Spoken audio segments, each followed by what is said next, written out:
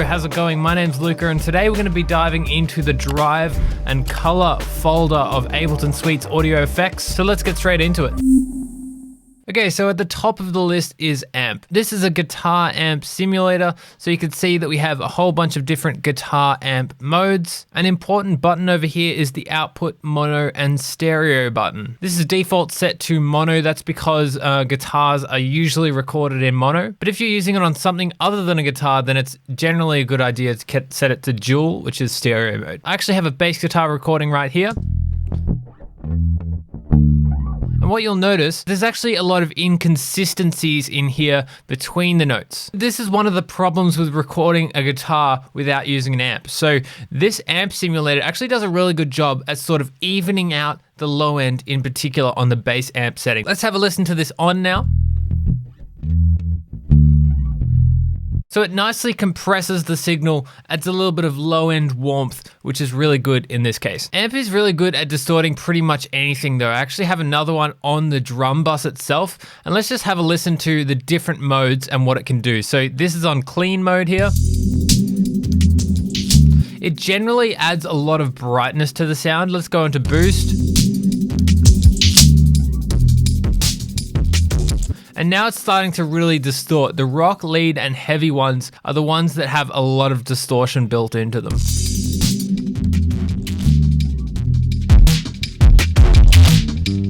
Adding a really nice gritty quality. So what I'm gonna do now is actually just bring it down to something really discreet, something like maybe 10% or so. And that's just gonna add a subtle amount of grit to this. If I bypass that, it's really smooth.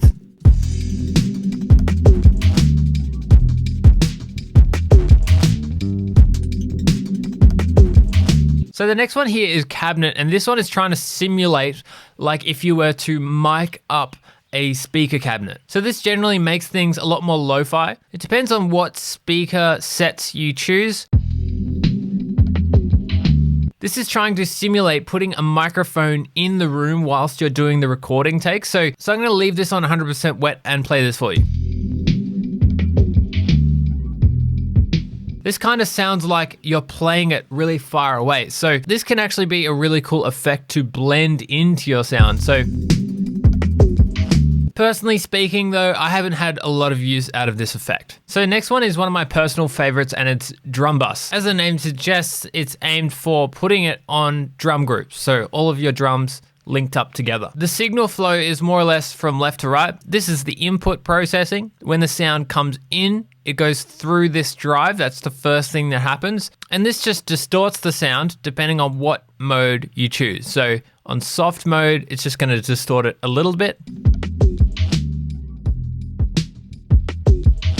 I really like keeping it on this soft mode because over here, the crunch adds extra distortion after this phase of distortion over here. It's a slightly different type of distortion that's more focused towards the mids and highs. So the dampening knob here is actually to compensate for the high frequencies that you add with this crunch knob. So as we increase the crunch, it's gonna make that high end sharper and sharper. And with drums, it's really easy to go too far. So sometimes we need a little bit of dampening just to compensate for this. As you can tell, if I bring it all the way down,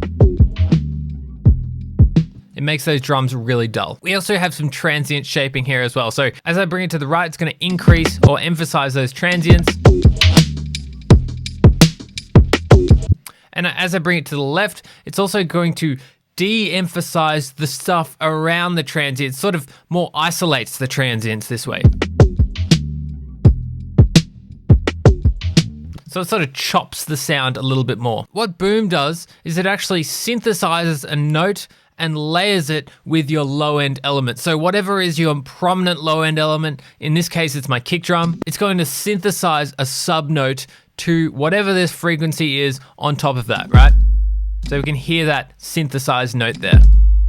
So I can change the note with this frequency knob, and I can also change the decay with this slider here. By the way, I've also included a free analog sample pack. So if you're interested and you like analog style sounds, then feel free to download those ones. I've left a link in the description below. Dynamic tube is a really interesting effect. It's essentially a saturator or a tube distorter, but if we look at this graph here, it only starts to saturate the sound once it passes a threshold. So what this plugin is doing is it's just distorting the loudest sounds in your project and not distorting the other sounds. So we can see this line here, that's the threshold, and this is the audio. And once it passes the threshold, the louder it gets, the more distorted it gets. But before the threshold, it's not going to distort. So let's drive this up.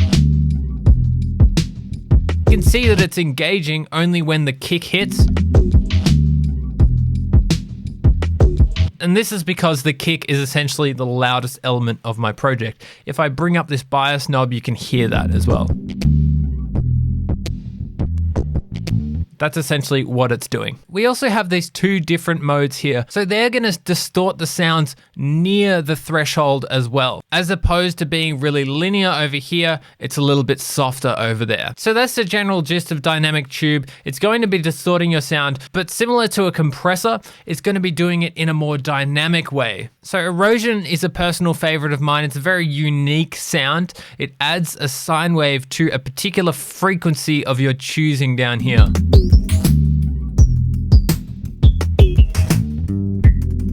So we can hear that snare is really starting to crackle now. It sounds a bit like a bit reduction effect.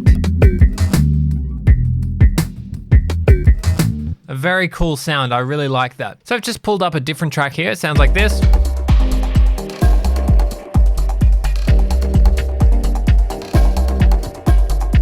And I just wanted to show you what Erosion sounds like on this sub bass here. So this is one of my personal favorite tricks, and it's using the wide noise or the regular noise setting to add a little bit of noise in the background of your low end to give it a bit more translation in the mix. So let's have a listen to this now.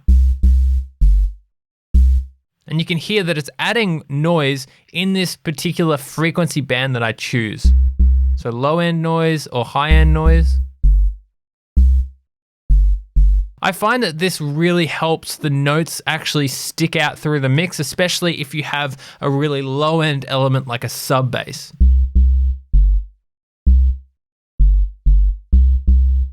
So wide noise is just stereo noise. There's one in the left and one in the right. And regular noise is just gonna be mono. So that's the difference between the two. We also have Redux as well, which is bit reduction or bit crushing. And it has a very specific digital style clipping sound. Let's have a listen to this as I bring this down. This is just the kick drum here.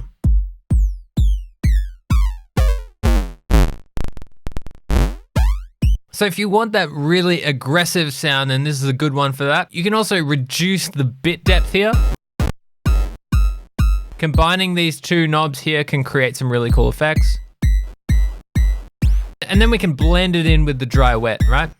We can also add this jitter amount as well. And this throws in a little bit of randomness into the mix and also makes it a little bit more of a stereo style effect as well. And now we also have this filter here as well. And this is essentially, again, just to compensate for the buildup of high end that we might be getting out of using this effect. So we can now shave off some of that high end as well, right? So as you can see, much more aggressive style bit reduction effect. So now for my personal favorite of the lot, and this is Saturator. This is just going to add a little bit of warmth to your sound. So what we're doing is we're passing the signal through this analog clipping device here. The drive amount just increases the input volume into this device here, and then we compensate with the output over here. Let's just have a listen to what happens when I increase the drive. I'm just gonna decrease the output as well.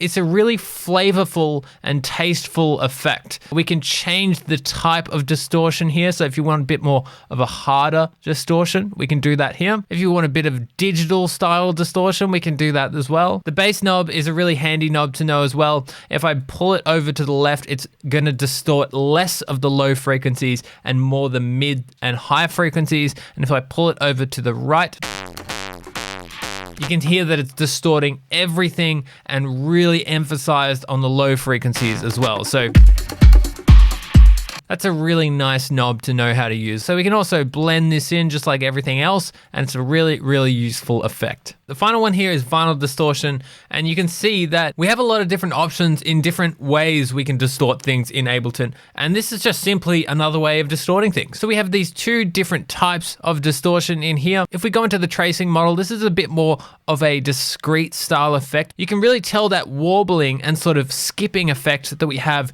in the snare. So let's have a listen to that. Down.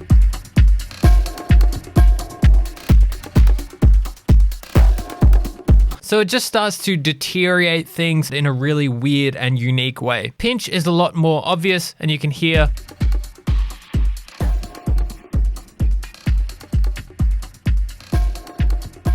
very obvious on the kick drum here. Let's maybe put it on the sub bass and see what it does there.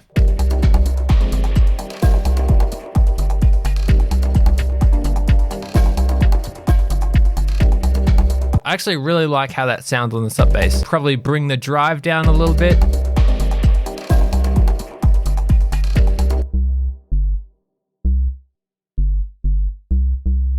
And I think that really nicely adds some upper harmonics to our sub bass.